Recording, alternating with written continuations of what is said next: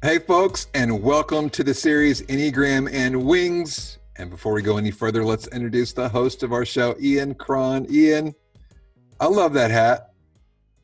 Thank you. This is my alma mater, Bowdoin College in Brunswick, Maine. And it's an old cap, and I like to wear it. And sometimes people say to me, Bob Goff wears a hat with a B on it, the Boston hat. I'm like, yeah, I know. This is different.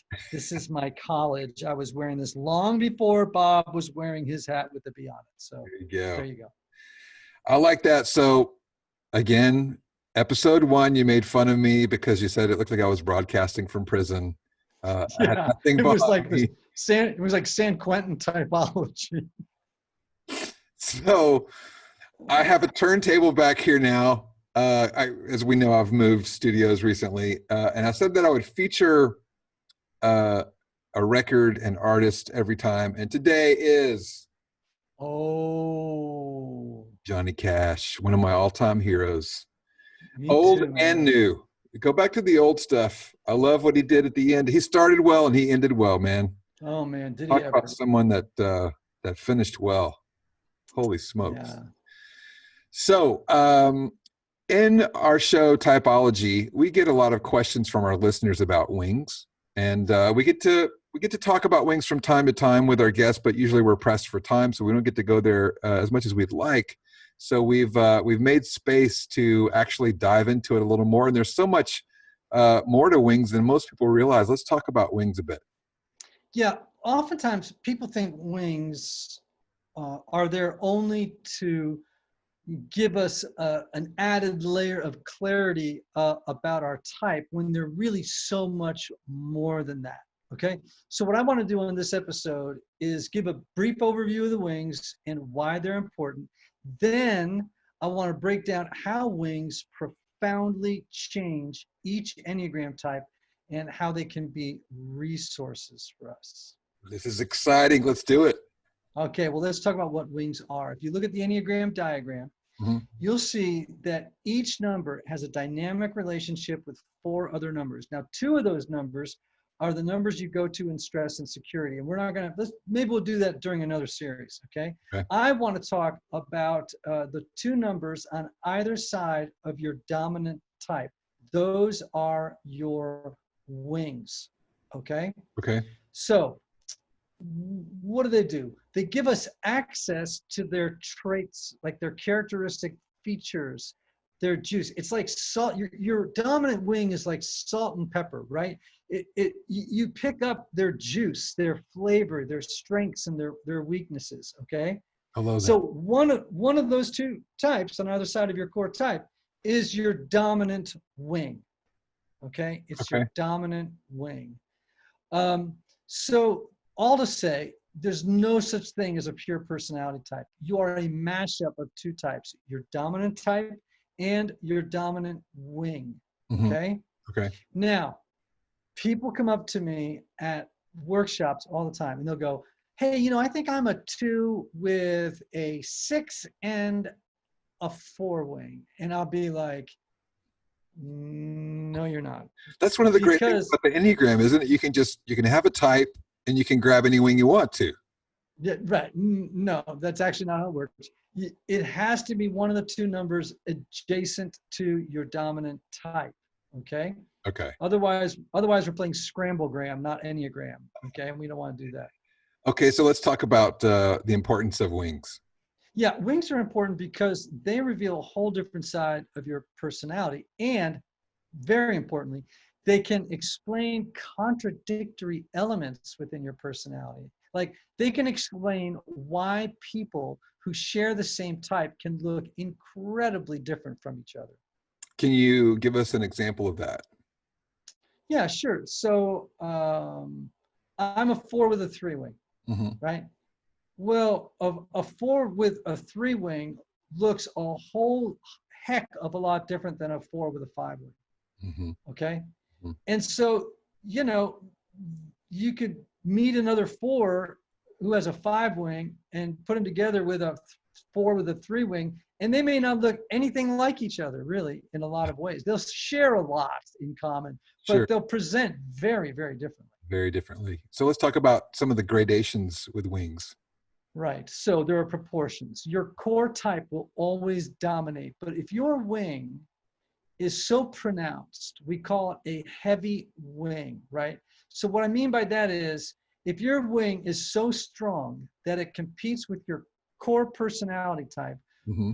it's called a heavy wing. And there's a moderate and a light, which maybe we get into it at some other point.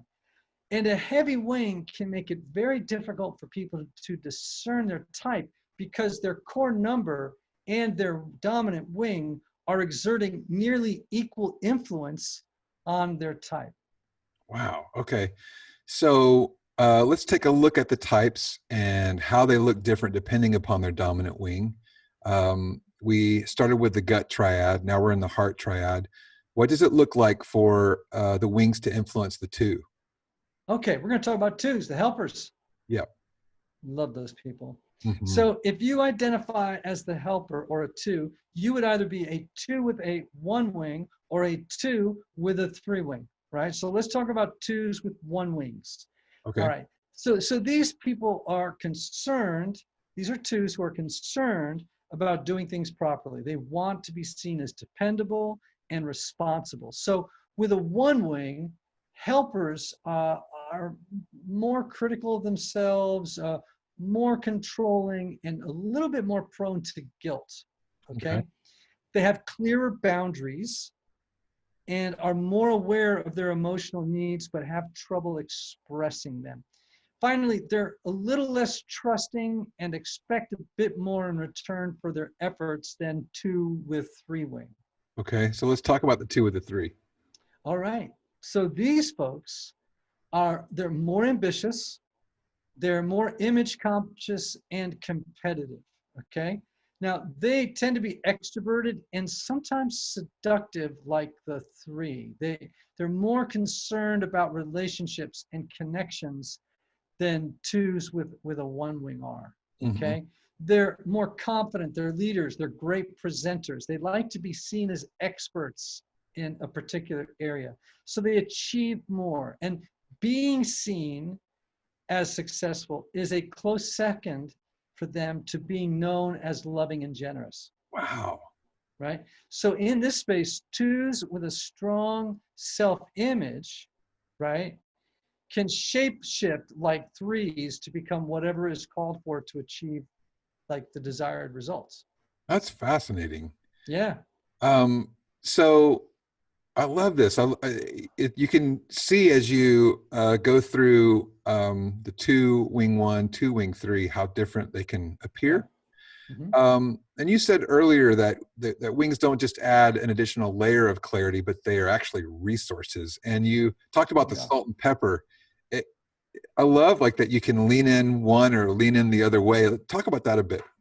Yeah. So, these wings aren't static. The Enneagram is a very fluid system. Hmm. So you can make conscious, intentional decisions about which wing you're going to draw from, Hmm. right? Now, obviously, let's say you're a two wing three. Hmm. It's easier for you to draw on the traits of your dominant wing, right? It's just natural. Hmm. But let's say you're working on something that demands that one energy. Hmm. You can make a conscious, intentional decision to say, okay, today, yeah, I'm a two. That's never going to change. But I'm going to really lean on my one side.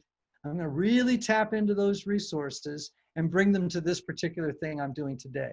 That's Right? I, amazing.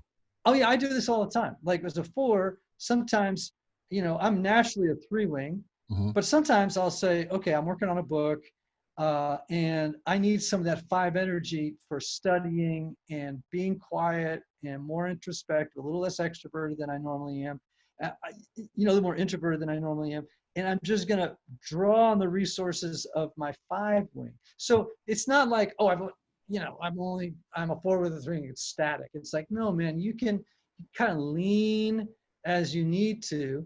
This is going to require you to maybe burn more calories to lean into it, right? Because it's not your dominant wing.